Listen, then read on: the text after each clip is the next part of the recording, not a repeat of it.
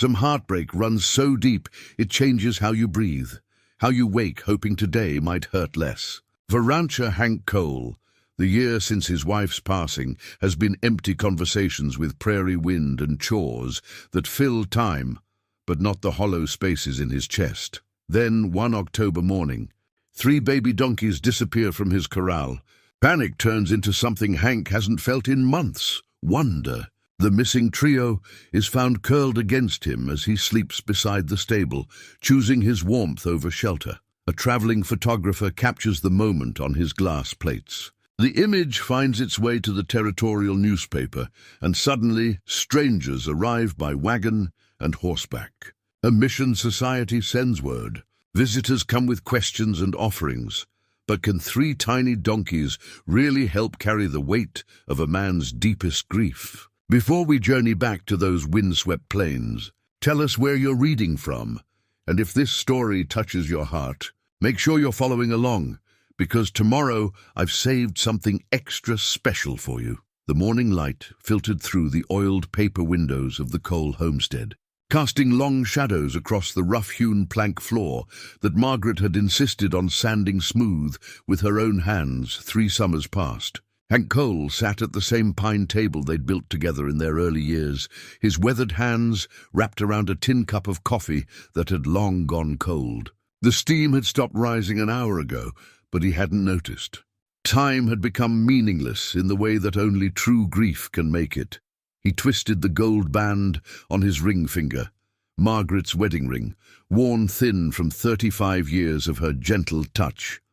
He'd slipped it onto his own finger the day after they'd laid her to rest in the small cemetery behind the territorial church. Unable to bear seeing it sit empty in the wooden box she'd kept her few precious things in. The ring was too small for his thick fingers, but he'd worked it on anyway, and now it stayed there. A constant reminder of promises kept and promises broken by the Lord's will. Outside, the Dakota Territory stretched endlessly in every direction, painted in the muted browns and golds of late autumn. The distant buttes rose like ancient watchtowers, their flat tops already dusted with the first snow of the season. This land had been their dream, claimed with every dollar they'd saved when Hank worked the railroad and Margaret took in washing and mending. They'd walked every acre together, planning where to build the cabin, where to put the stable, where Margaret would plant her kitchen garden. The garden now sat overgrown, choked with tumbleweeds that Hank couldn't bring himself to clear. Margaret's bean poles still stood in crooked rows, and her sunflowers had gone to seed, their heavy heads bowed toward the earth like mourners at a graveside. She'd always said sunflowers were the most honest flowers. They followed the sun without pretense, and when their time came, they fed the birds and didn't complain about it. A soft whinny from the stable drew Hank's attention back to the present. He'd almost forgotten about the 3 baby Burros that had arrived just 2 weeks ago. They'd come from the Hendersons spread down the valley when old Jim Henderson had taken fever and couldn't manage his stock anymore. Margaret would have loved them. She'd always had a soft spot for the small and helpless. These 3 were barely 2 months old, still fuzzy and awkward on their spindly legs, with oversized ears that seemed too big for their small heads. Hank pushed himself up from the table, his joints protesting the movement. At 62, he felt every one of his years, especially in the mornings when the Dakota cold settled into his bones like an old enemy. He pulled on his worn leather vest and stepped onto the narrow porch, breathing in the crisp air that carried the scent of dying grass and distant snow. The stable stood 50 yards from the cabin, its rough-cut boards weathered gray but still sturdy. He and Margaret had raised it together during their second summer here, taking breaks to share water from the well and stolen kisses when they thought no one was looking. Their neighbor, Sarah Chen, had caught them once and teased them about acting like newlyweds. Sarah was a Chinese woman who'd come west after her husband died in the railroad camps, brave enough to claim her own homestead when few women dared such things. That had been 15 years ago, but it felt like yesterday and forever at the same time. Sarah still lived on the neighboring claim, though she was the only neighbor who bothered checking on him these days. a woman of uncommon learning who taught school back in California before coming to the territory. She brought him cornbread he barely touched and tried to coax him into conversations he wasn't ready to have. She meant well, but kindness felt like sandpaper against his grief some days. Inside the stable, the familiar smells of hay and animals provided a small comfort. The 3 baby Burros had taken up residence in the largest stall, though they had the run of the stable during the day. Hank had named them on a whim, something Margaret would have insisted on, calling them Biscuit, Honey, and Clover. Simple names for simple creatures who asked for nothing more than fodder, water, and a warm place to sleep. Biscuit, the smallest of the 3, brayed softly when he saw Hank approach. These Burros were different from the cattle and horses Hank had raised over the years. They were curious and affectionate in a way that seemed almost human. They'd follow him around the stable, nudging his pockets for treats, and they seemed to sense his sadness in the way animals sometimes do. Doc Martinez, the old Mexican who doctored both people and animals in these parts, had stopped by earlier in the week to check on them. Vicente Martinez was a quiet man in his 60s who'd learned his healing ways from both Spanish priests and Indian medicine men during his wandering years. He'd known Margaret well. They'd both served the community when sickness came calling. She with her herb knowledge and gentle hands. He with his bottles and instruments. They are healthy. "Senor," he'd told Hank, running his gnarled hands along Honey's flanks. "But they need the companionship, see? These little ones, they are made to be together. Without their kind, they become sad, like the old widowers who sit alone in the cantina." Hank had nodded, understanding the feeling more than he cared to admit. He'd been part of a pair for so long that he'd forgotten how to exist alone. Margaret had been his constant companion, his counsel in all things, his anchor in the vast loneliness of the frontier. Without her, he felt like a ship cut loose from its mooring, drifting through days that blended together in an endless cycle of chores and silence. The homestead that had once bustled with purpose now felt too big and too quiet. They'd run cattle here for decades, maintaining a herd of about 60 head on their section of grassland. But after Margaret's consumption, the wasting disease that took her over 4 long months, Hank had gradually sold off the cattle to neighboring ranches. He told himself it was practical. He couldn't manage them alone. But the truth was simpler and more painful. He couldn't bear to tend to life when death had claimed the most important part of his own. Now only the Burros remained, along with an old cattle dog named Scout who'd been Margaret's shadow. Scout was 12 years old, grey around the muzzle and content to spend his days sleeping on the porch in whatever patch of sunlight he could find. The dog seemed to miss Margaret as much as Hank did, though he expressed it by carrying around one of her old work gloves, never chewing it, just holding it gently in his mouth as he napped. The October wind picked up, rattling the stable doors and reminding Hank that winter was coming hard and fast. It would be his second winter without Margaret, and the thought of it made his chest tight with familiar dread. Last winter had been a blur of survival, keeping the cabin warm, feeding the few animals he had left, and counting the days until spring. He'd thought spring might bring some relief from the grief, but it had only brought different reminders of loss. Spring had been Margaret's favorite season. She'd spend hours planning her garden, sketching layouts on brown paper, and ordering seeds from the catalogs that arrived with the mail. She'd hum while she worked, old songs from their courting days back in Missouri, and the sound had been the soundtrack to Hank's happiness. Now spring felt like an empty promise, full of growth and renewal that he couldn't access.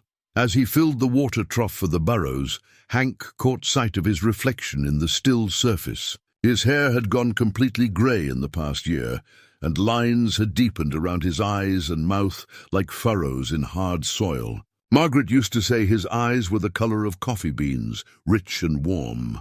Now they looked tired, older than his years.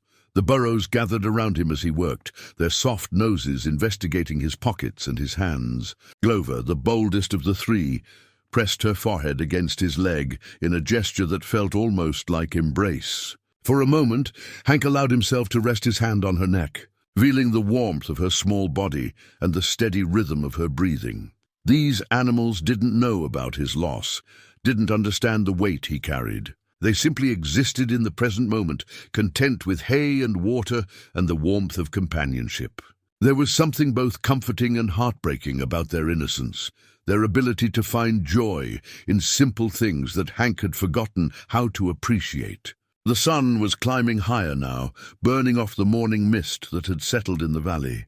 Soon, Sarah would probably ride over with another offering of food and another invitation to join her for Sunday dinner, an invitation he would politely decline as he had every time before. The isolation had become a habit, a way of honoring Margaret's absence by refusing to fill the space she'd left behind. But as he watched the 3 baby burros exploring their pen, investigating every corner with curious energy, Hank felt something he hadn't experienced in months. It wasn't happiness that felt too far away, too foreign. It was more like a stirring, a small crack in the shell he'd built around himself. These creatures needed him, depended on him, and for the first time since Margaret's death, something in the world required his presence rather than simply tolerating it. He finished his morning chores in comfortable silence, the burros following his movements with interest. When he finally headed back to the cabin, Biscuit brayed softly as if calling him back.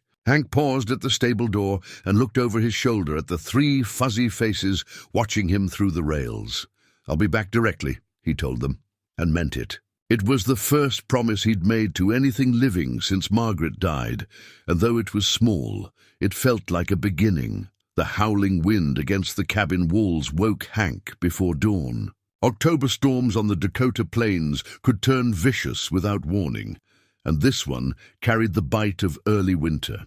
He lay in his narrow bed, listening to the shutters rattle against their leather hinges, remembering how Margaret used to press close against him during storms like this, her small hand finding his in the darkness. The memory came with its familiar ache, and Hank pushed it away, as he had learned to do with so many others. By the time he made it to the kitchen, the storm had intensified.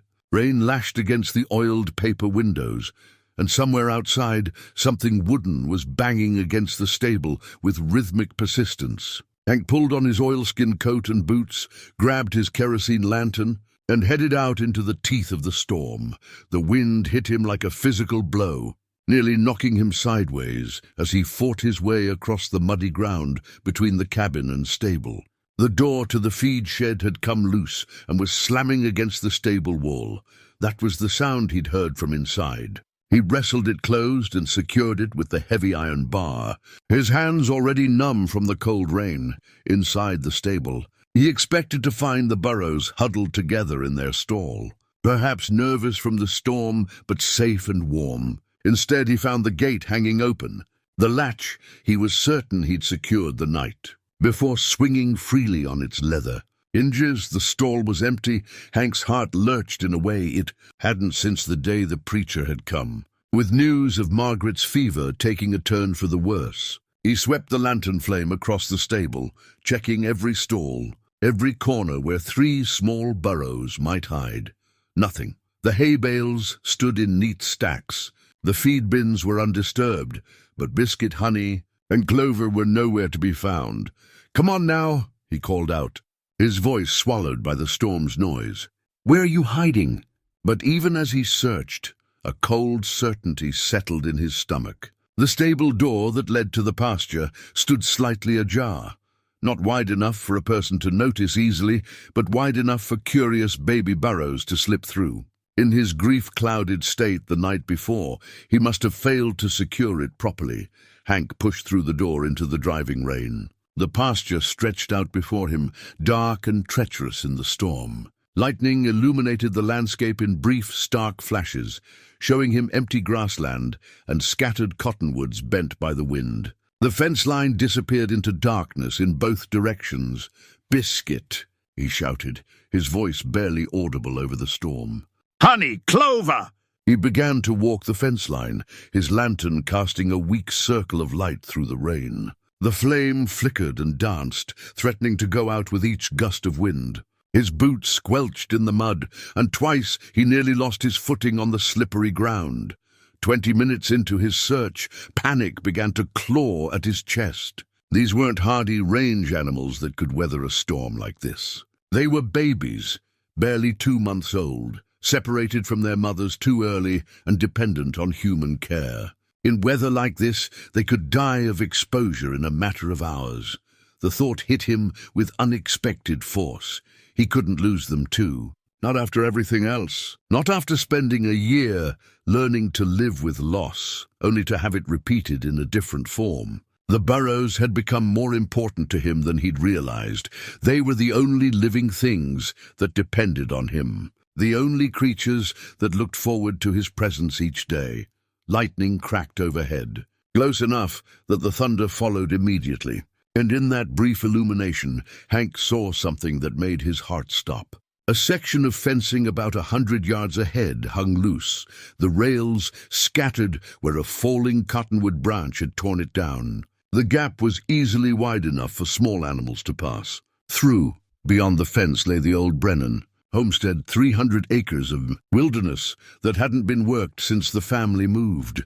Back east 2 years prior, it was a maze of gullies, thick brush, and stands of scrub oak. If the burros had wandered in there during the storm, finding them would be nearly impossible. Hank squeezed through the gap in the fence, tearing his coat on the splintered rails. The ground on the other side was rougher, thick with wild grass and hidden holes that threatened to turn his ankle. He moved more slowly, holding the lantern high, calling for the burros until his voice was hoarse. The storm seemed to be intensifying, if that was possible. The rain had turned to sleet, and Hank's fingers were so numb he could barely grip the lantern handle. The flame guttered constantly, and more than once he had to shield it with his body to keep it from going out completely. More than once, he stumbled over hidden obstacles, fallen logs, rocks, prairie dog holes that the darkness had concealed. After an hour of searching, he was forced to admit defeat. The property was too vast, the storm too fierce, and the lantern too weak. If the burros were out here, he wouldn't find them until daylight, if they survived that long. The thought of their small bodies huddled somewhere in the storm, cold and frightened and alone, made his chest tight with familiar grief. He made his way back to the cabin, water streaming from his coat. In the kitchen, he peeled off his soaked layers and stood shivering in his union suit, staring at the cold stove. He should build up the fire, make coffee, maybe ride to Sarah's place for help. But what could she do in this weather that he hadn't already tried? Instead, he sat at the kitchen table in the darkness, listening to the storm rage outside. The cabin felt enormous around him, filled with the echoing absence of everything he'd lost. First Margaret, now the burros. It seemed the world was determined to strip away everything that mattered to him. Piece by piece, the hours crawled by as he sat there, watching the single window gradually lighten with the approach of dawn. The storm was finally beginning to weaken, the wind dying down to a steady moan instead of the screaming fury it had been all night. By 7 o'clock, the rain had dwindled to a steady drizzle, and pale grey light was seeping through the clouds. Hank dressed in dry clothes and headed back outside. In daylight, the damage from the storm was evident everywhere, broken branches, scattered debris, and standing water in every low spot. The temperature had dropped at least 20 degrees overnight, and his breath misted in the cold air. He returned to the gap in the fence and began a systematic search of the old Brennan property. The landscape looked different in daylight, less threatening, but somehow more vast. He could see for miles in every direction, and the thought of 3 small animals lost in all that space made his heart sink.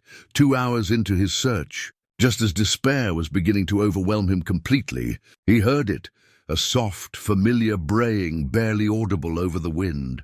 He stopped and listened, turning his head to catch the direction of the sound. There it was again, coming from somewhere behind a stand of scrub oaks about a quarter-mile away. Hank hurried toward the sound, his boots slipping on the wet grass. As he rounded the trees, he stopped short at a sight that made no sense at first. There, in a small shelter formed by 3 oaks growing close together, was a makeshift bed of fallen leaves and old grass. And curled up in the center of it, fast asleep, was a man. It was himself. He stared at the scene in confusion, his exhausted mind struggling to process what he was seeing. Then slowly, understanding dawned. Sometime during the night, after hours of searching in the storm, he had found this shelter and collapsed here. He had no memory of it. The combination of exhaustion, cold, and emotional strain had created a gap in his recollection, and pressed against his sleeping form, warm and safe and breathing steadily, were Biscuit, Honey, and Clover. The 3 baby Burros had found him in the storm, had somehow tracked him to this shelter and curled up against his unconscious body for warmth. They looked peaceful, content, their fuzzy coats dry despite the storm that had raged around them all night. As Hank stared at the impossible scene, he heard hoofbeats behind him. He turned to see Sarah Chen approaching through the trees on her paint mare, a leather satchel slung across her shoulder and an expression of wonder on her weathered face. "I saw you from the ridge," she said softly, not wanting to wake the sleeping animals. "I was riding over to check on you after the storm, and I saw—" She gestured toward the shelter, then reached for the satchel. "Hank, this is the most beautiful thing I've ever seen. There's a photographer fellow camped down at Miller's Creek. He's traveling through documenting homestead life for some eastern magazine.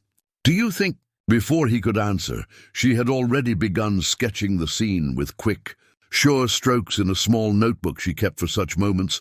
The sound of his own breathing woke Hank, deep and steady against the shelter of oak trees. For a moment, he couldn't remember where he was, or why his body ached in so many places. Then the events of the storm came flooding back, along with the awareness of 3 warm bodies pressed against his side. Sarah was still sitting on her mare at the edge of the trees, her sketchbook balanced on the saddle horn, watching him with a gentle smile. "I'm sorry," she whispered. "I didn't mean to wake you." Hank shifted carefully, trying not to disturb the Burros. His joints protested every movement. Sleeping on the ground at 62 was a different experience than it had been in his younger days. Biscuit stirred first, lifting his fuzzy head and blinking in the morning light. His soft braying woke the other 2, and soon all 3 Burros were stretching and yawning like children awakening from a sleepover. "How long was I out here?" Hank asked, his voice rough from shouting through the storm. "I don't rightly know," Sarah said, tucking her sketchbook back into her satchel. "But look at you, you're like a beacon for lost things." The phrase hit him oddly. Margaret used to say something similar when stray animals would show up at their door, or when injured creatures would somehow find their way to their porch. "You have a healing way about you," she'd tell him. Wounded things can sense it. He'd never believed it then, and he didn't believe it now. But as he looked at the 3 baby Burros nuzzling against him, he couldn't deny that something unusual had happened during the night. Animals didn't typically seek out human comfort in storms. They found their own shelter, huddled with their own kind. Yet these 3 had somehow found him in the darkness and chosen to weather the storm, pressed against his unconscious form. "We should get them back to the stable," Hank said, pushing himself to his feet. His muscles screamed in protest, and he had to steady himself against one of the oak trees. "They need feed and water." Sarah nodded, but she was looking toward Miller's Creek with an expression that suggested wheels turning in her mind. "Hank," she said slowly, "that photographer I mentioned, Josiah Blackwood? He's been traveling through the territories for months, documenting frontier life for Harper's Weekly back east." "All right," he said, not understanding why this required such a careful tone. "He's got one of those new portable camera rigs. Can develop glass plates right in his wagon." Hank stared at her. He knew almost nothing about photography. It was still new and expensive, something for city folks mostly. The idea that a picture of him could be seen by strangers back east felt foreign and vaguely unsettling. "I showed him my sketch," Sarah continued, her voice filled with something between excitement and concern. "He rode up to the ridge while you were still sleeping. Hank, he says it's the most powerful image he's seen in all his travels." The Burros had no interest in photography discussions. They were more concerned with breakfast, and they began moving toward home with the confident expectation that Hank would follow. He did, with Sarah riding alongside, still talking about the photographer and his plans. He wants to develop the picture and send it to his editor in New York, she said. Says it tells a story about the frontier that people back east need to see, not just cowboys and gunfights, but real human moments. The tenderness between a man and his animals. They walked in silence for a while, the Burros trotting ahead with surprising energy, considering their night in the storm. Hank was trying to process the idea that strangers in New York might see a picture of him, might find meaning in a moment that had felt so private and unintentional. "I don't understand," he said finally. "It's just me sleeping with some animals. Folks do that all the time out here." Sarah reined in her horse and looked down at him with the expression she used to wear when explaining difficult lessons to her students back in California. "Hank, it's not just about sleeping with animals. It's about what the picture represents. Here's this man who clearly cares so deeply about 3 baby Burros that he spent all night in a storm looking for them. And when they found him, they chose his comfort over any shelter. It tells a story about love and connection that people hunger for. They were just cold." Hank said, "Maybe, but that's not what people will see when they look at the picture." She pulled out her sketchbook and showed him her drawing. "Look at it, Hank. Really look." He reluctantly took the book and studied the sketch. She'd captured him curled on his side, his face peaceful in sleep, his arm curved protectively around the 3 small Burros. His gray hair was messed with bits of leaves, and his clothes were rumpled, but there was something in his expression, a contentment he hadn't felt in months. The Burros looked equally peaceful, their fuzzy bodies pressed trustingly against him. It was, he had to admit, a striking image. But it also felt deeply personal, like looking at someone else's private moment of vulnerability.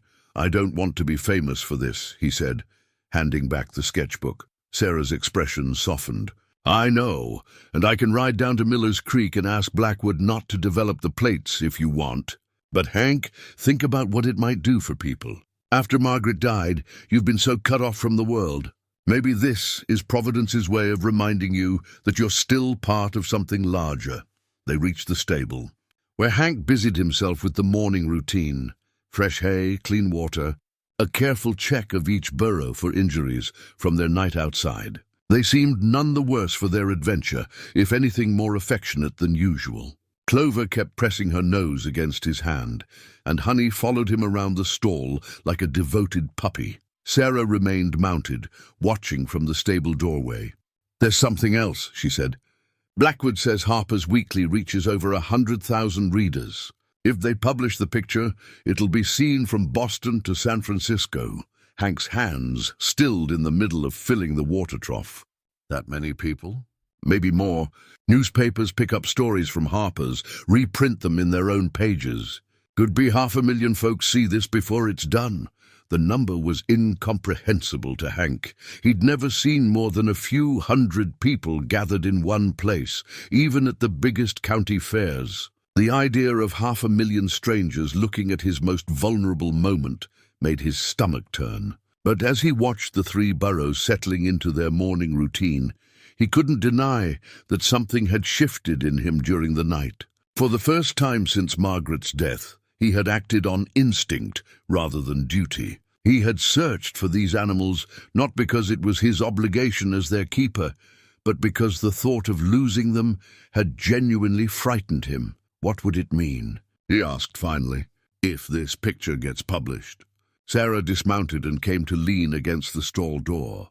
"I don't rightly know. Maybe nothing. Maybe everything. But Hank, I've seen how you've been living this past year like a ghost haunting your own life. Maybe it's time to let the world remind you that you're still among the living." Hank caught sight of his reflection in the water trough, his hair sticking up at odd angles, his face marked with scratches from branches, his clothes still wrinkled from his night on the ground. He looked exactly like what he was, a man who had spent the night searching desperately for something he couldn't bear to lose. The question was whether he was ready to let the world see him that way. By the time Hank had washed the mud from his hair and changed into dry clothes, the first wagon was already coming up the rutted trail that served as his drive. He watched from the kitchen window as a modest farm wagon navigated the muddy ruts left by the storm, moving slowly and carefully like its occupants weren't sure they belonged there. The wagon stopped near the cabin, and two women climbed down, one elderly with silver hair and a walking stick carved from hickory, the other middle-aged, wearing a heavy woolen shawl that suggested they'd traveled some distance. They stood by their wagon for a moment, looking toward the cabin and stable with expressions of reverence that made Hank profoundly uncomfortable. Sarah appeared from the direction of her own homestead, riding quickly across the field that separated their properties. She reached the visitors just as Hank stepped onto his porch, and he could hear fragments of their conversation carried on the morning wind, saw the picture in yesterday's Tribune, rode 2 days from Deadwood, wanted to see the place where Hank felt his chest tighten. These women had traveled 2 days by wagon to see him, or rather, to see the man from the photograph. Josiah Blackwood worked faster than Hank had imagined. He must have ridden hard to get his plates developed and delivered to the territorial newspaper. The idea of strangers making such a journey made him feel exposed and vulnerable in a way he hadn't experienced since the days immediately after Margaret's funeral, when well-meaning church folk had treated him like a curiosity rather than a person. Sarah was walking the women toward the stable, probably to see the Burros, and could have stayed in the cabin, let Sarah handle the visitors and send them on their way. But something, maybe politeness, maybe curiosity, maybe just the ingrained habits of frontier hospitality, made him walk down from the porch to meet them. The older woman's face lit up when she saw him approaching. "Mr. Cole, I'm Dorothy Whitman, and this is my daughter Linda. We traveled down from Deadwood because your photograph gave us such hope." She spoke with the careful precision of someone who had rehearsed the words during the long wagon journey, and Hank could see tears gathering in her eyes. Linda put a supportive arm around her mother's shoulders. "Mama lost Papa 6 months back," Linda explained. "Mine collapsed up in the hills. She's been having a powerful hard time. And when she saw your picture in the Tribune yesterday, she said it was the first thing that made her smile since the burial." Hank found himself at a loss for words. These women had traveled 2 days by wagon to tell him that his accidental moment of sleep in an oak grove had somehow touched their grief. It felt both overwhelming and oddly intrusive, like they were asking him to carry their emotions along with his own. "I'm sorry for your loss," he said finally. "Because that was what people said, and because he meant it." Dorothy nodded, dabbing at her eyes with a handkerchief. 43 years we were married. I don't know how to be just one person instead of half of two, you know." The words hit Hank like a physical blow. It was exactly how he'd felt every day since Margaret died, described more clearly than he'd ever been able to articulate it himself. He saw Linda watching him, perhaps recognizing something in his expression. "The little Burros are beautiful," Dorothy continued, looking toward the stable. "The way they chose to comfort you during the storm, it's like they knew you needed them." "They were just seeking warmth," Hank said. The same response he'd given Sarah, but even as he said it, he wondered if that was entirely true. Animals did seem to sense human feeling in ways that defied easy explanation. More visitors were arriving now.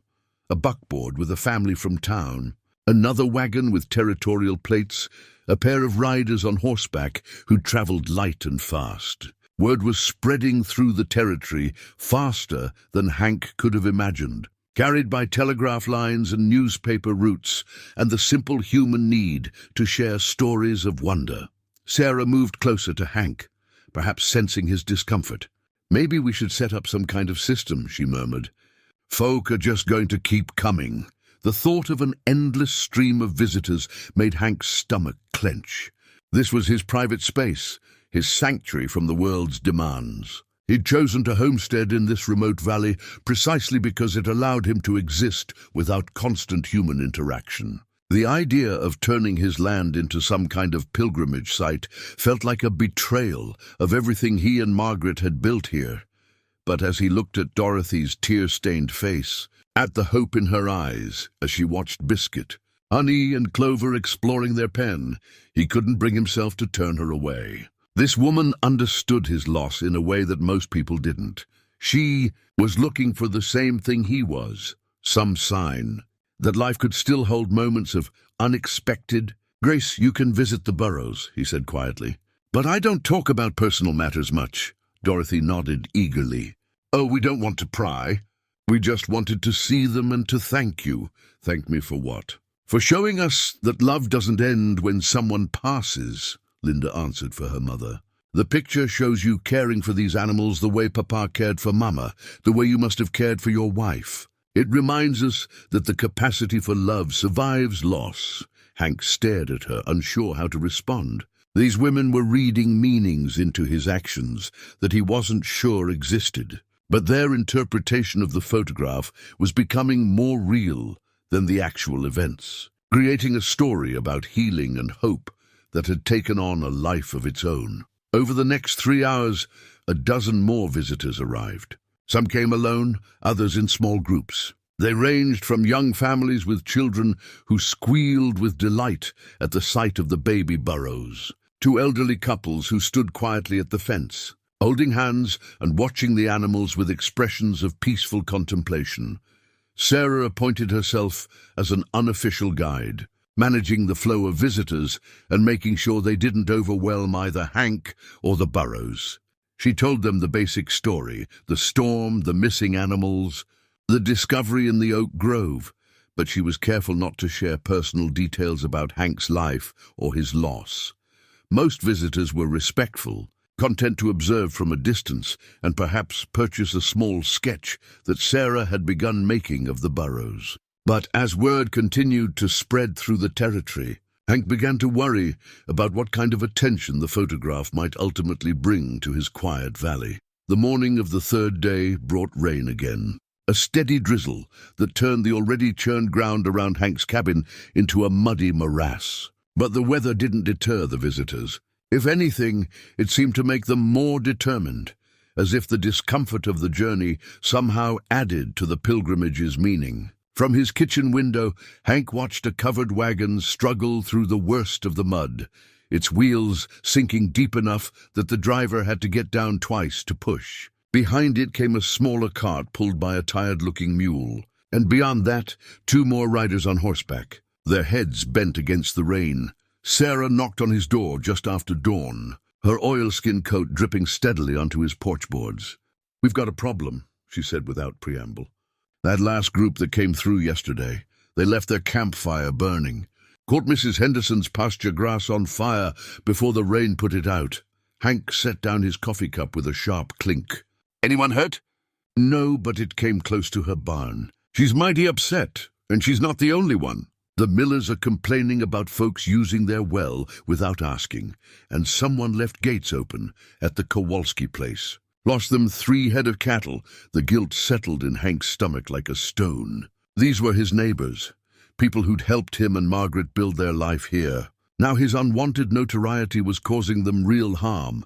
"I never asked for this," he said, but the words sounded hollow even to his own ears. "I know that. But it's here all the same, and we need to figure out how to manage it." Sarah moved to the window and peered out at the growing crowd of visitors. "That photographer Blackwood? He's been back twice. Says Harper's Weekly wants to do a full story about you, not just the picture but your life, Margaret's passing, how you came to the territory." The thought made Hank's chest tight. "I won't do it," I told him as much. "But Hank, he says the story's going to be written whether you cooperate or not. Says he's got enough material from talking to other folks in the valley." Hank felt a surge of anger, not at Sarah, but at the situation spiraling beyond his control. He'd spent a year learning to live quietly with his grief, and now strangers were telling that story for him, shaping it into something that served their purposes rather than honoring his truth. A commotion outside drew their attention back to the window. The wagon Hank had been watching had finally made it to his property, but now its passengers were involved in some kind of dispute with the horseback riders. Voices were rising, though the words were unclear through the glass and rain. "I should go sort that out," Sarah said. But Hank was already reaching for his coat. Outside, He found two groups of visitors in a heated argument about who had the right to approach the stable first. The wagon passengers, a family from what looked like Colorado, based on their clothes, claimed priority because they'd been traveling longer. The horseback riders, local men from the territorial capital, argued that they'd arrived first and shouldn't have to wait. "Folks," Hank said, his voice carrying the authority of someone accustomed to settling disputes among ranch hands. "There's no need for quarreling. Everyone's welcome to visit, but we'll do it orderly-like."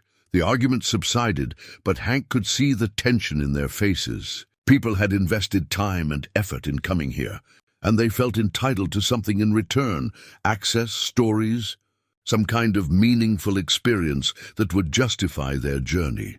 As the morning wore on, more complications arose. A family with young children had arrived with a sick baby, hoping that being near Hank might somehow bring healing. When Hank gently explained that he had no special powers, the mother broke down in tears, saying they'd traveled 3 days based on what the preacher in their town had told them about the photograph. Another visitor, an elderly man from Nebraska, had brought his own camera apparatus, hoping to recreate the famous scene. He wanted Hank to lie down with the Burros and pretend to sleep while he took the picture. When Hank refused, the man became belligerent, claiming he'd paid good money for the supplies and deserved cooperation.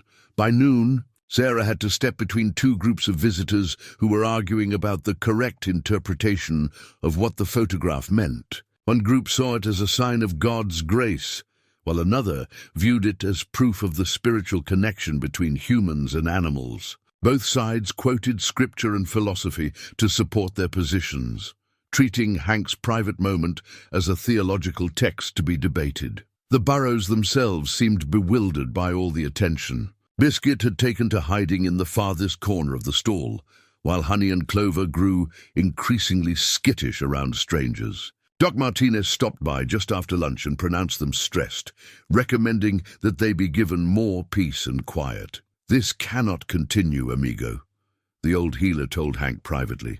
"The little ones, they are not made for such crowds. And you look like a man who has not slept in days." He was right. Hank had been up most of the previous night, listening to visitors camping on his property, their conversations and arguments carrying clearly in the still air. Some had even tried to approach the cabin directly, hoping for private audiences or seeking guidance for their own troubles. The final straw came late in the afternoon, when a well-dressed woman from Bismarck arrived in an expensive buggy, accompanied by two men in suits who introduced themselves as her associates. She claimed to represent a group of Eastern investors interested in developing the site into a proper attraction, complete with a hotel, guided tours, and souvenir sales. "Think of the opportunities, Mr. Cole," she said, spreading out rough sketches on his kitchen table without invitation. "We could build a proper road, establish regular stagecoach service, create something that would bring prosperity to the entire valley." Hank stared at the drawings, buildings and fences and signs that would transform his quiet homestead into something unrecognizable. The woman was talking about his life as if it were raw material to be developed, his grief as if it were a resource to be mined. "Get out," he said quietly. She blinked, apparently not accustomed to such direct refusal. "I beg your pardon." "Get out of my house! Get off my land! And don't come back." The woman's pleasant demeanor evaporated. "You're making a mistake, Mr. Cole. This opportunity won't last forever. Eventually, people will lose interest, and you'll be left with nothing but your loneliness again." Her words hit their target, but they also crystallized something in Hank's mind. This was exactly what he'd been afraid of. His private pain turned into public spectacle. His quiet healing transformed into entertainment for strangers. After the woman and her associates left, Hank stood in his empty kitchen, feeling more alone than he had since the day Margaret died. The visitors outside continued their discussions and debates, but their voices seemed to come from a great distance. He realized that in trying to preserve Margaret's memory by isolating himself, he'd created a vacuum that others were now eager to fill with their own meanings and purposes. The question was whether he could find a way to reclaim his story before it was completely rewritten by forces beyond his control. The letter arrived on a Thursday morning, carried by the territorial mail rider who had to weave through a half-dozen camped wagons to reach Hank's door. The envelope was thick, expensive paper that felt foreign in Hank's calloused hands. The return address read, Harper's Weekly Editorial Offices, New York City. Hank stared at it for a long moment before breaking the seal. Inside, written in precise copperplate, was an offer that made his head spin. $500 for exclusive rights to his story, plus the promise of ongoing compensation if the tale proved as popular as they expected. $500 was more money than Hank had seen at one time since selling his cattle herd. "What does it say?" Sarah asked. She'd taken to stopping by every morning now, helping manage the constant stream of visitors who showed no signs of diminishing. Hank handed her the letter and walked to the window. Outside, at least 20 people were gathered around his property. Some had erected proper camps with canvas tents, clearly planning extended stays. Others came and went daily, but there were always new faces replacing the ones that left. "This is substantial money," Sarah said, reading over the terms. "You could fix the roof, maybe buy some breeding stock to start rebuilding your herd." The practical part of Hank's mind recognized the wisdom in her words. The homestead needed work, and without cattle, he had little income beyond what he could grow in Margaret's garden. $500 would solve immediate problems and provide security for the coming winter. But the letter's contents felt like selling pieces of Margaret's memory. The editors wanted details about their marriage, their struggles as settlers, her illness and death. They wanted him to describe his grief in ways that would resonate with our readers' own experiences of loss and redemption. "I can't," he said finally. "It's too private." Sarah folded the letter and set it on the table. "I understand. But Hank, what if there's a middle way? What if you could control the story instead of letting others write it for you?" Before he could respond, shouting erupted from the direction of the stable. Through the window, they could see two groups of visitors in heated confrontation. One man was waving what appeared to be a rifle, though whether in threat or emphasis was unclear from this distance. They hurried outside to find the situation escalating rapidly. The man with the rifle, a weather-beaten prospector from the Black Hills, was accusing a group of Methodist missionaries of desecrating sacred ground with their morning prayer service near the oak grove where Hank had been found with the Burros. "This ain't no church," the prospector was saying, his voice rising with anger. "And that man ain't no prophet. You're making him into something he never claimed to be." The missionary leader, a thin man in a black coat that had seen too many miles of dust, stood his ground. "We're simply offering gratitude for the message of hope that God has sent through Brother Cole's example." "Brother Cole?" Sarah muttered under her breath. "When did that happen?" Hank stepped between the two groups, his hands raised in a gesture of peace. "There's no need for weapons or harsh words," he said. "Everyone's welcome here, but I won't have fighting on my land." The prospector lowered his rifle, but kept his finger near the trigger. "With respect, Mr. Cole, these folks are turning your troubles into some kind of religious circus. Your wife's memory deserves better than that." The mention of Margaret hit Hank unexpectedly hard. In all the chaos of the past week, he'd almost forgotten that this had started with his own grief, his own desperate search for 3 small animals who'd somehow become more important to him than he'd realized. "My wife," Hank said slowly, "would have wanted people to find comfort wherever they could. But she also would have wanted them to treat each other with respect." The missionary leader nodded approvingly. "Precisely our sentiment, Brother Cole. We're here to—" "Stop calling me that," Hank interrupted more sharply than he'd intended. "I'm not your brother, and I'm not anyone's example of anything. I'm just a man who lost some animals in a storm and fell asleep under some trees." The crowd that had gathered to watch the confrontation stirred uneasily. Some of them had traveled hundreds of miles based on stories that cast Hank as something more than an ordinary grieving widower. His refusal to embrace that role threatened the meaning they'd invested in their journeys. A woman from the missionary group stepped forward. "But surely you see God's hand in what happened? The way those innocent creatures sought your comfort, the photographer arriving at just the right moment to capture the scene. It's too perfect to be mere coincidence." "Maybe," Hank said.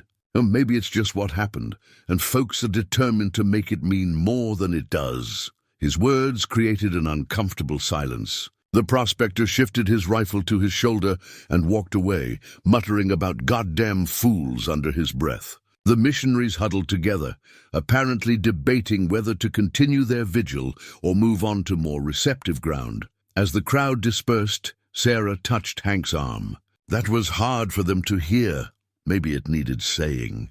But even as he spoke, Hank felt the weight of disappointment around him. These people had come seeking inspiration, hope, some kind of meaning to help them make sense of their own struggles. By refusing to be what they needed him to be, he'd taken something precious away from them. Later that afternoon, he found himself alone in the stable with Biscuit, Honey, and Clover. The constant stream of visitors had clearly affected them.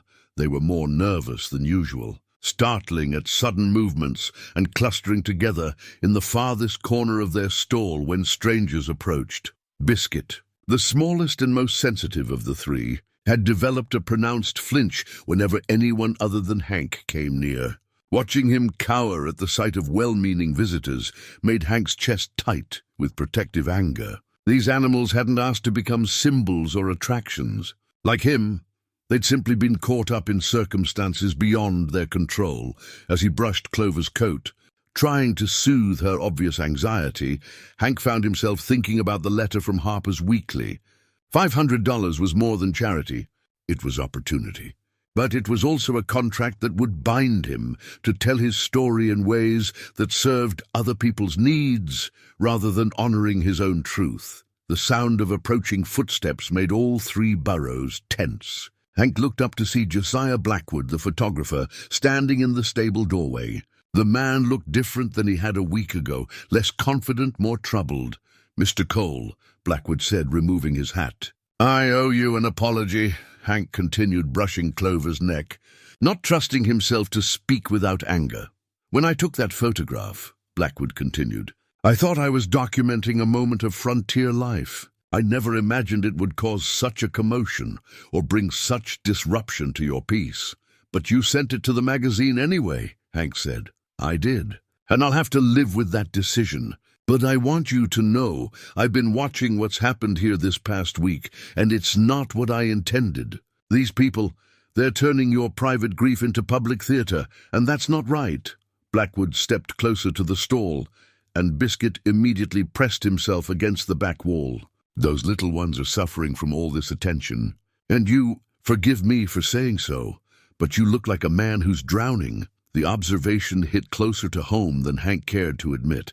He had been drowning in expectations, in other people's interpretations of his life, in the constant demand to be something more than what he was. "What would you have me do about it?" Hank asked. Blackwood was quiet for a long moment, studying the three nervous Burros. "I don't know," he said finally, "but I think I know where to start looking for an answer." The answer came from an unexpected source, old Jim Henderson himself.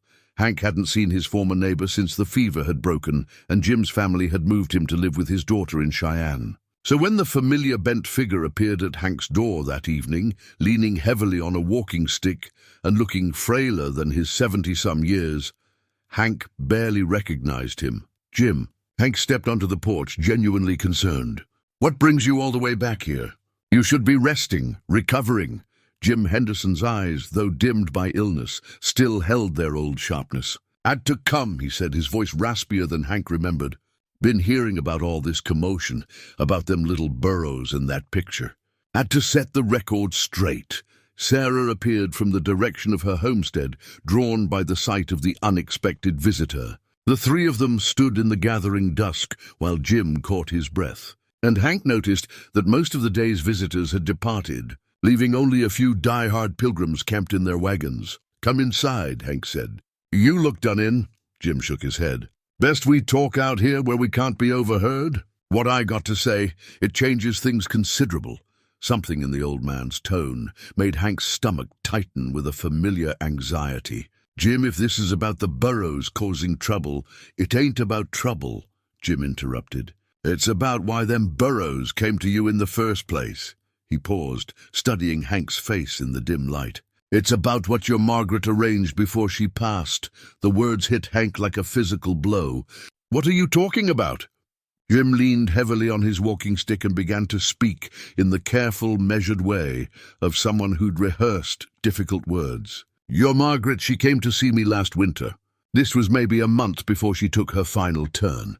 She was still getting around some then, but she knew her time was short. Hank felt Sarah move closer, perhaps sensing that whatever Jim was about to reveal would shake the foundations of everything they thought they understood. She was worried about you, Jim continued. Said she knew how you'd likely take to isolation after she was gone, how you'd probably push away anyone who tried to help. Said she'd seen it in you even during the good times, that tendency to retreat when life got too hard. Margaret never said anything like that to me, Hank protested. But even as he spoke, he recognized the truth in Jim's description. Margaret had always been the social one, the bridge between Hank and the rest of the world. Course she didn't. Woman knew you'd argue with her. Try to convince her you'd be fine on your own. Jim shifted his weight, wincing with what appeared to be pain from the long journey. She asked me to do something for her, and I gave my word. Took me near a year to figure out how to keep that promise. The old man reached into his coat and withdrew a folded paper, yellowed and worn from handling. She wrote this letter, asked me to hold on to it until the right time came. Said I'd know when that was. Hank stared at the letter as if it might bite him. Margaret's handwriting was unmistakable, the careful script she'd learned from the nuns at the convent school, still neat and precise, even in her final months. His name was written on the outside, in letters that seemed to shimmer in the lamplight from the cabin. She knew, Jim said quietly. Somehow, she knew about them Burros being born on my place last spring. Knew their mama died foaling and they'd need special care. And she knew that come autumn, I'd be taking sick and couldn't manage them proper. Sarah drew in a sharp breath. She arranged for them to come to Hank? More than that. She arranged for them to need him. Margaret knew these little ones would bond with whoever raised them from babies. Knew they'd follow that person anywhere, seek their comfort when scared or lost. Jim's voice grew softer. She was counting on that bonding to pull Hank back into caring about something living.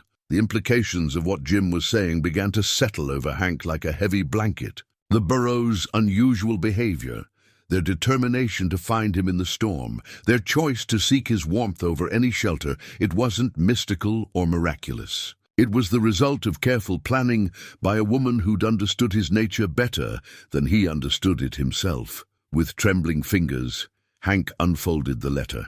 Margaret's words, written in those final weeks when every day had been a struggle, seemed to glow in the lamplight. My dearest Hank, if you're reading this, it means Jim kept his promise. And it means you've probably spent the better part of a year trying to disappear from the world. I know you, my love. I know how you pull inside yourself when things get hard, like a turtle pulling into its shell.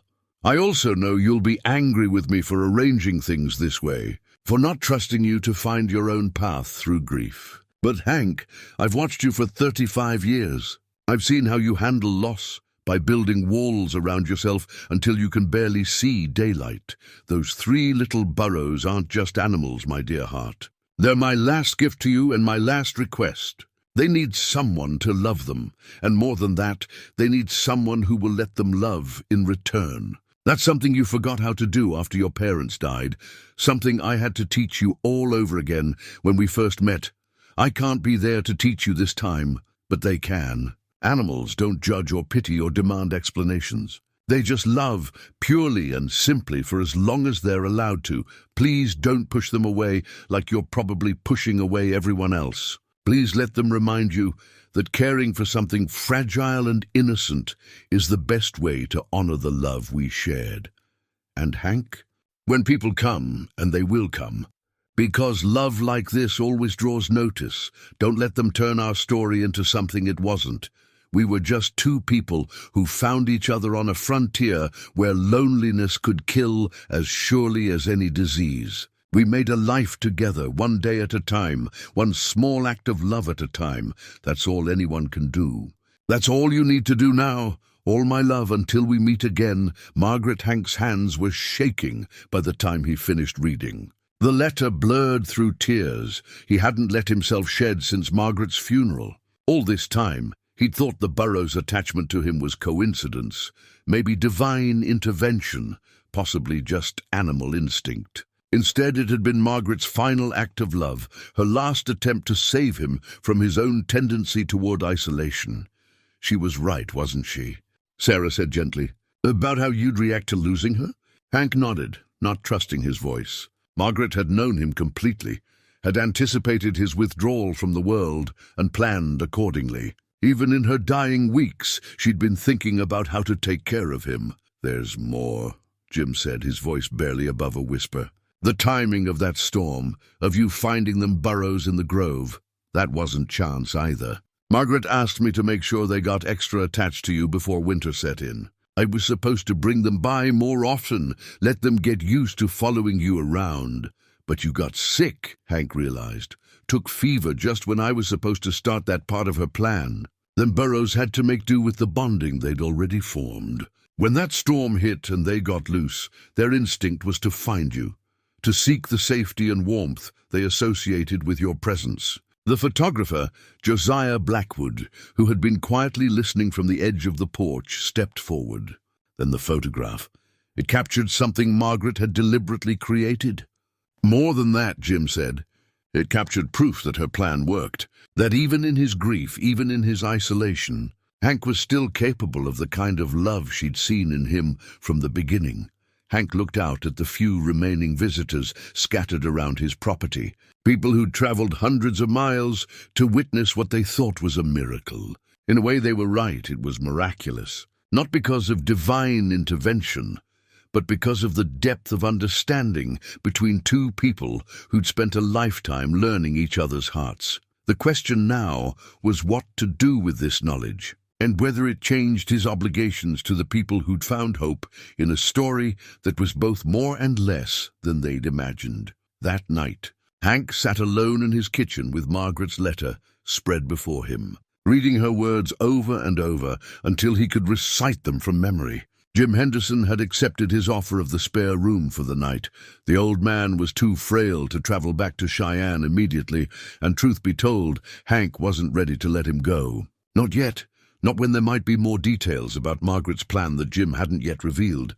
Sarah had returned to her own homestead after helping settle Jim in, but not before extracting a promise from Hank that he wouldn't make any major decisions until morning. Sleep on it, she'd said. All of it. The letter, the visitors, that offer from Harper's Weekly. Margaret planned carefully, but she couldn't have foreseen all this commotion. You need to decide what she would have wanted you to do now. But sleep eluded Hank completely. Every time he closed his eyes, he saw Margaret in her final months, already thin and pale from the consumption, using her remaining energy to orchestrate this elaborate plan to save him from himself. The image was both heartbreaking and deeply moving, his wife spending her last weeks not on her own comfort, but on his future well-being. Around midnight, unable to bear the confines of the cabin any longer, Hank pulled on his coat and walked out to the stable. The night was clear and cold, with a canopy of stars that seemed close enough to touch. Most of the visitors had settled into their camps, though he could see the glow of a few lanterns and hear the soft murmur of conversations carrying on the still air. Inside the stable, Biscuit, Honey, and Clover were huddled together in their stall, but they stirred when they heard his footsteps. All three came to the rails when they recognized his voice, pressing their soft noses against his hands in the greeting ritual that had become so familiar over the past weeks. She planned it all, didn't she? Hank whispered to them. Every bit of your attachment to me, every reason you had to come looking when you got scared. Clover, the boldest of the three, nudged his palm with her nose, then rested her chin on the top rail. Her dark eyes reflected the lantern light, and Hank found himself wondering if animals could understand more than people gave them credit for. Did these burros know they were part of Margaret's final gift? Did they sense the weight of responsibility she'd placed on their small shoulders? As he stood there in the gentle warmth of the stable, surrounded by the quiet sounds of animals at rest, Hank began to understand something important. Margaret hadn't just given him the burros to prevent his isolation. She'd given him a purpose, something to care for, something that depended on him, something that would force him to continue engaging with the world instead of retreating from it entirely.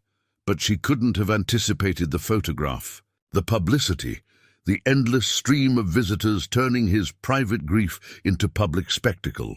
That was a complication her careful planning hadn't accounted for. And now he had to decide how to honor her intentions while protecting both himself and the animals from exploitation. The sound of footsteps outside made the burros stir nervously. Hank tensed, expecting another late-night visitor seeking private audience or spiritual guidance. Instead, Josiah Blackwood appeared in the stable doorway, his camera equipment conspicuously absent.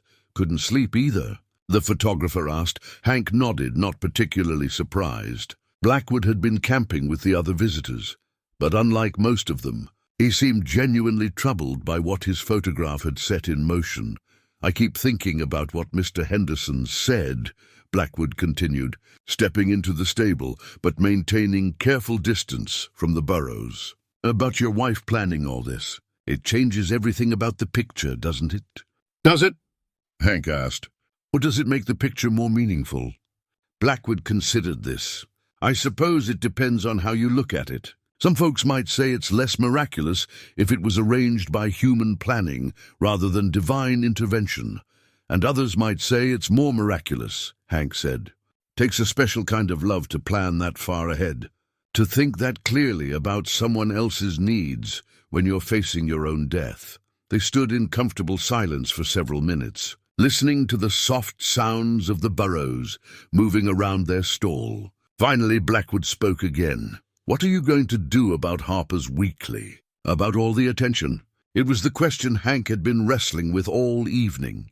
The $500 would solve immediate problems and provide security for the winter. But accepting the money would mean allowing strangers to reshape Margaret's story into something that served their commercial purposes rather than honoring her memory. "Margaret wrote in her letter that people would come," Hank said slowly. "She said I shouldn't let them turn our story into something it wasn't. But she also said we were just two people who found each other and made a life together. One small act of love at a time. That's not the kind of story that sells magazines," Blackwood observed. "No, it's not." Hank reached through the rails to stroke Honey's neck. "But maybe it's the story that needs telling anyway." The next morning brought an unexpected development. Word had somehow spread through the camps that Hank possessed new information about the photograph's origins. By sunrise, nearly 50 people had gathered near his cabin, waiting for some kind of announcement or revelation. Sarah arrived early, accompanied by Doc Martinez, who'd ridden out to check on both Jim Henderson's condition and the burro's stress levels. The old healer's examination was thorough but gentle, and his conclusions were sobering. "The little ones, they are not thriving," he told Hank privately. "Too much attention, too many strangers. And the old man, he needs proper rest and care. This cannot continue much longer without harm to both." The crowd outside was growing restless. Hank could hear fragments of conversation, speculation about what new revelations might be forthcoming. Some voices carried hope, others skepticism, and a few contained the edge of desperation that spoke to how much people had invested, emotionally and financially, in their pilgrimage to his homestead. "They deserve to know the truth," Sarah said, returning from a reconnaissance mission to gauge the crowd's mood, about Margaret's planning, about what the burros really represent. "It might disappoint some of them, but it's more honest than letting them continue with their mystical interpretations." Hank knew she was right, but the prospect of addressing so many people made his stomach clench with anxiety. He'd never been comfortable speaking to groups, even small ones. The idea of explaining Margaret's private gift to dozens of strangers felt like another kind of violation. But as the morning wore on and the crowd continued to grow, he realized he had no choice. The speculation was already running wild, with different factions developing different theories about what secrets he might be hiding. Someone had started a rumor that he was planning to sell the Burros to a traveling show. Another story claimed he'd received a vision from his dead wife, instructing him to establish a permanent religious shrine on the property. The letter from Harper's Weekly lay on his kitchen table, awaiting his decision. $500 for exclusive rights to his story, with the promise of editorial control over how it was presented. It was a tempting offer, especially given his concerns about how others might distort the truth. But looking at Margaret's letter beside the magazine's offer, Hank realized that accepting money for their story would fundamentally change its nature. Margaret's gift had been freely given, motivated purely by love and concern for his well-being. Turning that gift into commercial content would honor neither her intentions nor the simple truth of what had happened. Around noon, as the crowd outside grew increasingly impatient, Hank made his decision. He asked Sarah to spread the word that he would address everyone at 2 o'clock after the midday heat had passed and people had time to gather properly. "What will you tell them?" Jim asked from his bed in the spare room. The old man was clearly exhausted from his journey, but his eyes remained sharp with concern. "The truth," Hank said. "About Margaret, about the Burros, about what the photograph really captured. They may not like it, but they deserve to hear it from me, rather than letting others invent their own versions." As the afternoon approached, Hank found himself thinking not about what the crowd wanted to hear, but about what Margaret would have wanted him to say. Her letter had been clear: don't let them turn our story into something it wasn't. But it had also been clear about something else. Love like theirs always drew notice, and when it did, the response should be honest and generous. The question was whether he could find the courage to be both. At 2 o'clock, Hank stepped onto his porch to find nearly 100 people gathered in his yard. They'd come from all directions, some from the camps that had been established around his property, others arriving throughout the day as word spread through the territorial telegraph network. Men and women, young and old, families with children and solitary pilgrims who'd traveled hundreds of miles to be here. Sarah stood near the porch steps, offering moral support with her presence. Doc Martinez waited by the stable, ready to intervene if the crowd's reaction upset the Burros. Josiah Blackwood had positioned himself where he could see both Hank and the crowd. His expression troubled but attentive.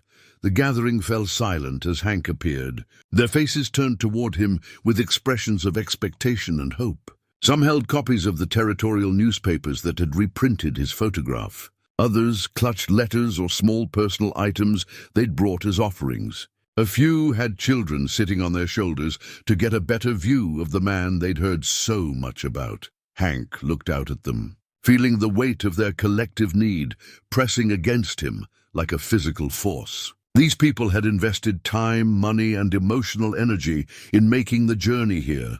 They'd built stories and meanings around his photograph that had become important to their own understanding of faith, love, and healing. He cleared his throat and began to speak, his voice carrying clearly in the still afternoon air.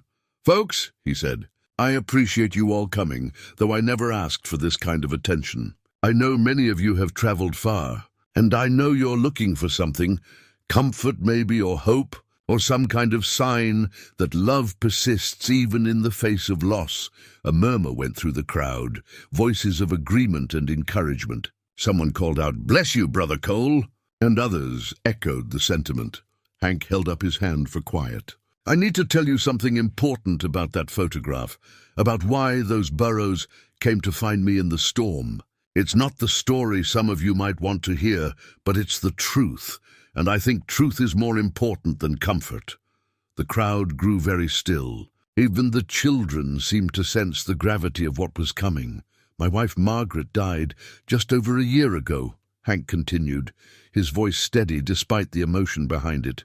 Before she passed, she made arrangements, careful, loving arrangements, to help me through the grief she knew would follow. Those 3 Burros weren't lost when they found me. They were doing exactly what she'd planned for them to do. He went on to explain Margaret's letter, Jim Henderson's role, the deliberate bonding process that had made the Burros seek his comfort when frightened. With each detail, he could see the crowd's reactions shifting, disappointment in some faces, confusion in others, but also a growing understanding of what the story actually meant. So you see, Hank said, what that photograph captured wasn't a miracle in the way some of you might have hoped. It was something else, the result of one person loving another person so deeply that she spent her final weeks planning how to take care of him after she was gone. A woman near the front of the crowd stepped forward. She was elderly, dressed in traveling clothes that had seen hard use, and her eyes were bright with tears. "Mr. Cole," she said, "I came here because I lost my husband 6 months ago, and I've been so lost without him. When I saw your picture, I thought maybe God was showing me that love continues somehow." Hank nodded, understanding the pain in her voice. "Ma'am, I believe love does continue, but maybe not in the way we expect. My Margaret couldn't stay with me, but she found a way to keep loving me even after she was gone. That's not less meaningful than a miracle. It might be more so." Other voices joined the conversation.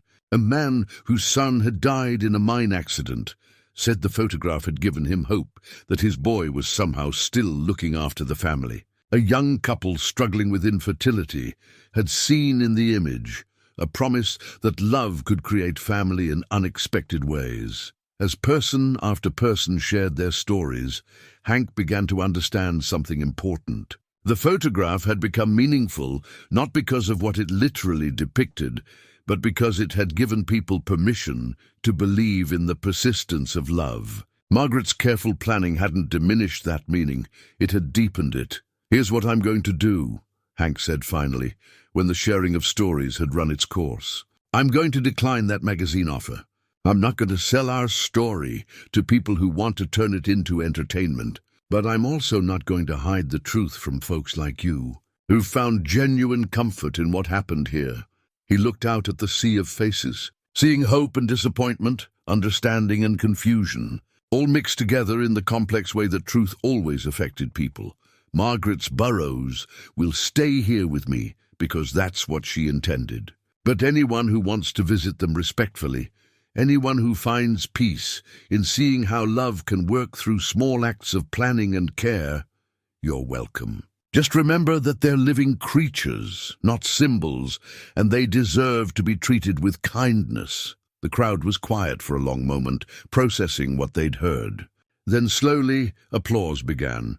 Not the wild enthusiasm of people getting what they wanted, but the deeper appreciation of people who'd been given something they needed, honesty, and the recognition that real love was more complex and more powerful than any simple miracle. The applause that followed Hank's speech was different from what he'd expected. It wasn't the enthusiastic approval of people getting what they wanted, but something quieter and more thoughtful, the sound of people recognizing truth when they heard it, even when that truth complicated their own hopes. As the applause faded, the elderly woman who had spoken first stepped closer to the porch. "Mr. Cole," she said, "could I ask you something?" Hank nodded, though he felt drained from the effort of addressing so many people at once. "When your wife was making these plans, did she know how much it would help other people too? The folks who would see that photograph and find hope in it?" The question caught Hank off guard.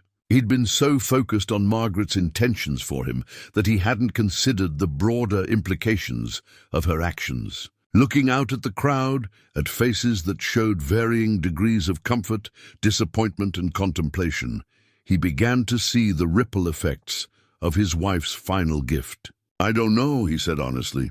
"Margaret was always thinking about other folks' needs, always seeing connections between people that I missed. Maybe she did know that this would reach beyond just me and the Burros." A man in the middle of the crowd raised his hand tentatively. "Does it change anything knowing it was planned? I mean, those little Burros still chose your comfort over shelter during the storm. They still trusted you enough to seek you out when they were scared." Hank considered this. No, it doesn't change that. If anything, it makes it more meaningful. They were bonded to me because Margaret understood that both they and I needed that connection. The love was real, even if it was deliberately created. More questions followed, and Hank found himself drawn into conversations he'd been avoiding for months. People wanted to know about Margaret, about their life together, about how they'd built their partnership on this remote frontier. Unlike the earlier invasive inquiries about his grief, these questions felt respectful, born from genuine interest rather than morbid curiosity. The Methodist missionary, who had clashed with the prospector earlier in the week, stepped forward. Her brother, Mr. Cole, does this mean you don't want us to hold our prayer services here anymore? Hank looked at the man, noting the uncertainty in his face. I reckon if prayer brings you comfort, and if it helps you remember that love persists beyond death, then Margaret would approve. She was never one to turn away people seeking solace. Just remember that this is still a working ranch, not a church, and those burros need their peace. The missionary nodded gratefully, and Hank saw several other religious visitors exchange glances of relief. They could stay, could continue finding meaning in this place, but within boundaries that respected both the animals and the property. As the formal gathering began to disperse, smaller groups formed around the yard. Some visitors were clearly preparing to leave, their expectations having been adjusted by Hank's revelations. Others seemed more settled, as if the truth had actually increased rather than diminished their desire to remain. Sarah approached the porch, her face showing both pride and concern. That was well done, she said quietly. But are you prepared for what comes next? What do you mean? Some of those folks are going to leave disappointed, maybe even angry. They've invested a lot in the story they thought they were part of. And the ones who stay, they'll be looking to you for guidance you never asked to provide. As if to prove her point, a small delegation approached the porch. It included the elderly widow, the missionary leader, and 2 families who had traveled from Colorado. Their spokesman was a middle-aged rancher who introduced himself as Tom Bradley.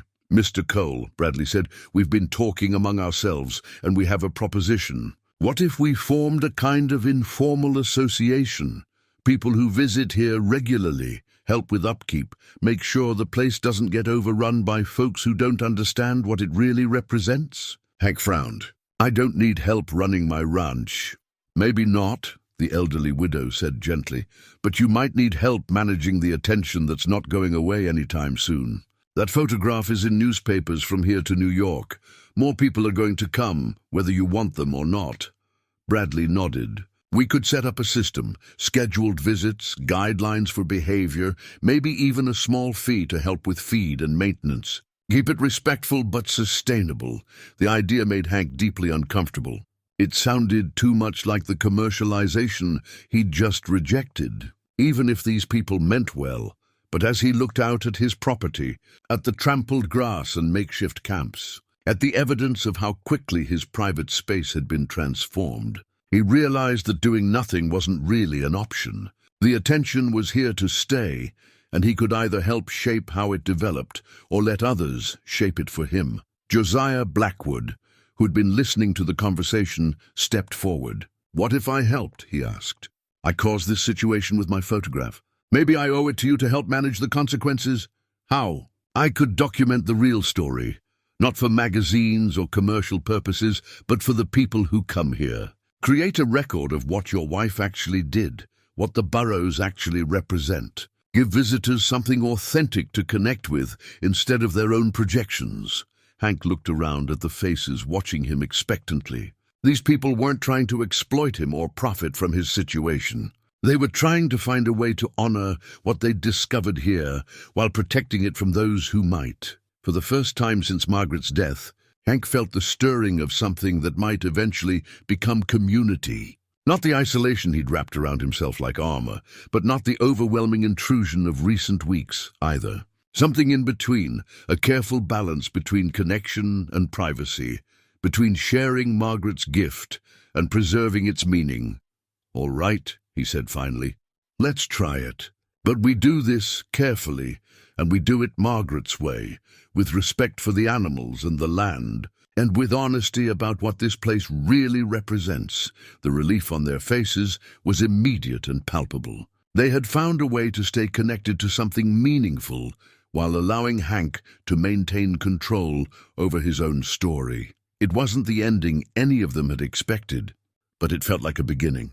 3 months later, the first snow of winter was falling softly outside Hank's kitchen window, each flake catching the lamplight like tiny stars before settling onto the ground. He sat at the same oak table where he'd spent so many mornings staring into cold coffee. But now the table held something different.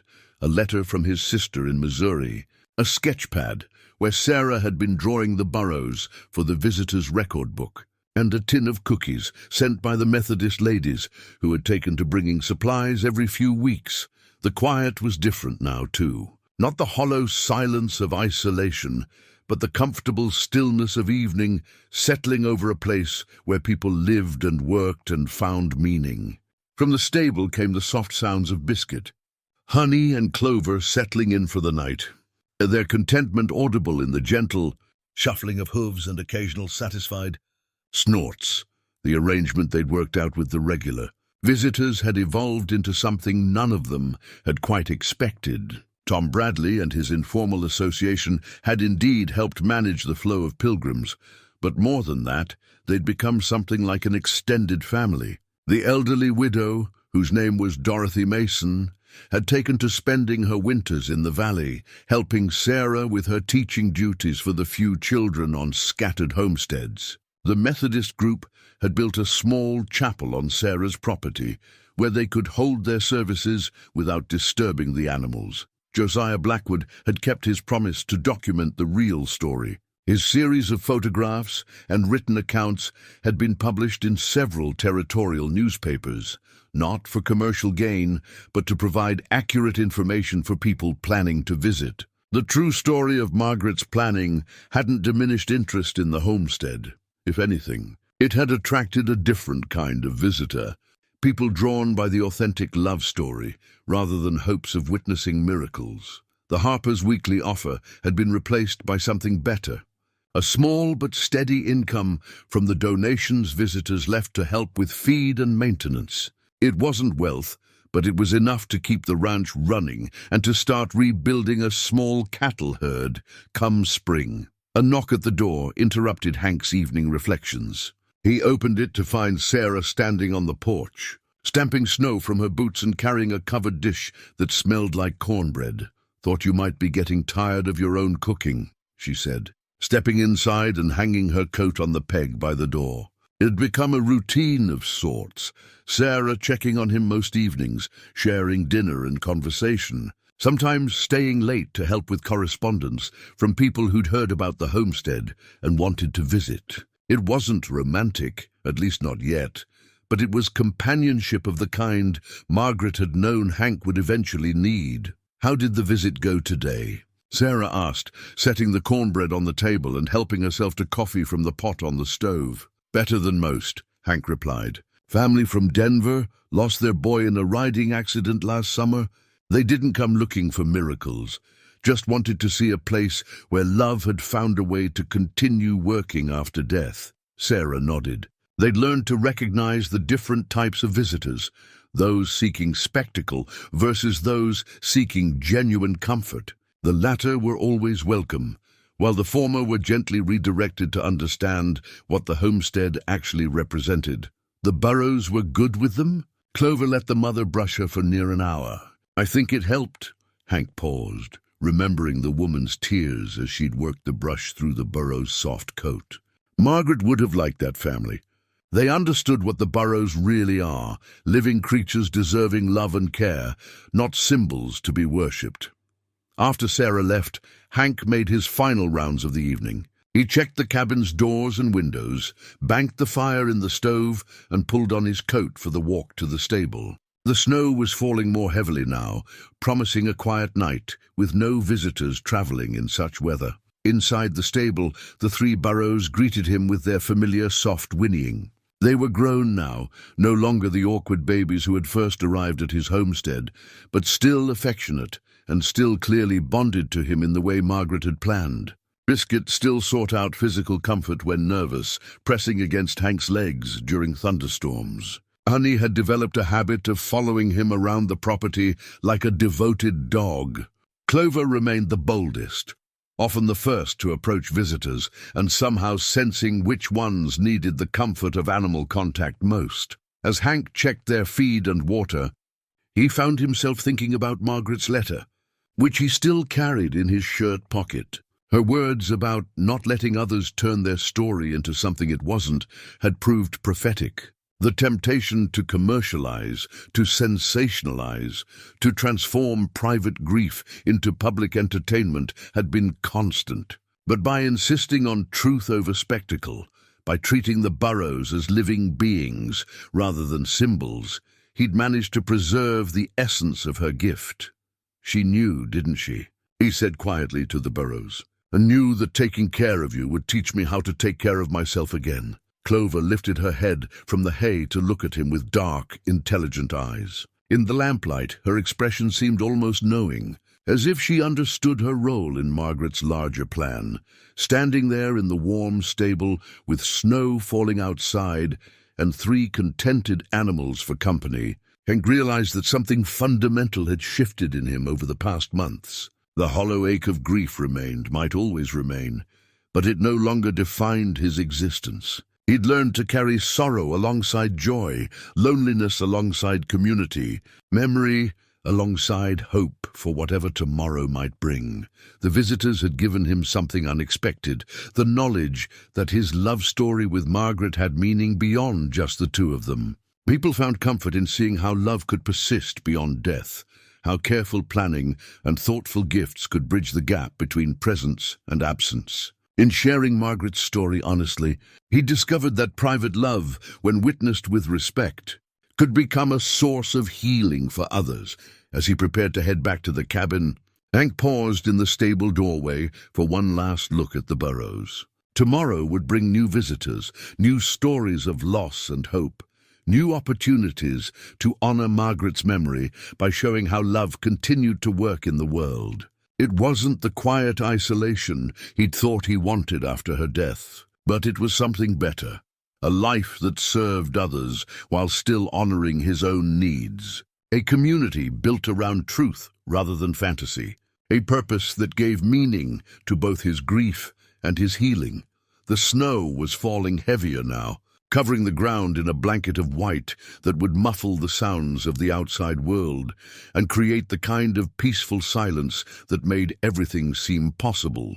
Margaret would have loved nights like this, when the whole world seemed wrapped in quiet beauty. Walking back to the cabin through the falling snow, Hank carried with him the knowledge that some gifts keep giving long after they're received, and that love, once planted thoughtfully, can grow in ways the giver never imagined. Margaret's plan had saved him from isolation, but it had done something more.